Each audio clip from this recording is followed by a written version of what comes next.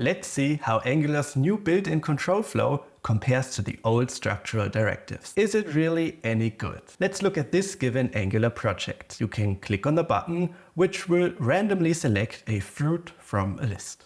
What if you want to display the current value? Up until now, we would write a conditional statement that looks something like this. We first check if fruit is equal to apple. If not, we use an ng template in combination with a local reference to check for the second possible value. And we repeat this step all over again to take care of the third value. Now, what will this look like if we used Angular's new control flow? We write add if and supply our condition. Then else if for the second condition and else for the last. And see if it's still working. Yes, it is. I can already see some major advantages of the new control flow. Look how much more readable and simplified the syntax is compared to the old way. We can provide the content for add else directly. No need for local references. And the else if wasn't even possible before. Without a doubt, that's 1 point for the new control flow. Next, let's have a look at the ng-switch directive. If we want to display the current value of our fruit property, we would write something like this. On the other hand, Angular's new control flow syntax is more inspired by JavaScript. We write add switch and provide our condition in parentheses. Next, we need an add case statement. By the way, under the hood, the conditional expression is compared using the triple equals operator.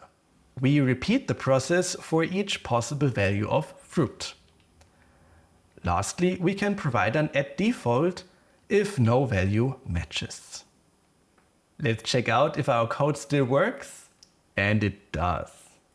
So comparing the legacy code with the new control flow, a few things are quite obvious. We don't need a container element anymore, and we have significantly better type narrowing in each branch. Oh, and by the way, the default block is optional. If you leave it out and no case matches the expression, nothing is shown. So obviously that's 1 more point for the new control flow.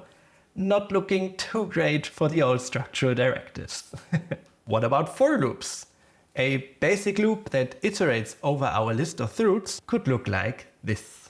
The syntax for the new control flow starts with add for, continues with the typical loop that iterates over the individual values, and ends with an optional add empty block.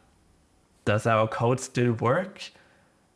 No, we get an error that says that we are missing a track expression. If you are an Angular wizard, you already know what's happening. The track function is actually something we should have already provided in the legacy for loop to avoid performance problems. In order to have a unique identity for each item, we would define a track by function going over the index and pass it to our loop. However, the new for loop makes the track expression mandatory, which is, in my opinion, a great thing. For simple cases like our string array of fruits, we can use the track index as default. And now the error message is gone. How does the new for loop stack up against the old one? Well, add empty is quite handy for empty iterables. We no longer need a track by method, which is highly inconvenient, and as far as I am concerned, I almost always forget about it or need to look up the syntax in the documentation. Instead, we are only left with a mandatory but simplified track expression. The strongest advantage in my mind is the new underlying algorithm that promises an up to 90% faster runtime. That's another point for the new built-in control flow. We have a clear winner, and it wasn't even that close. Since the new control flow is so good, you definitely want to use the feature.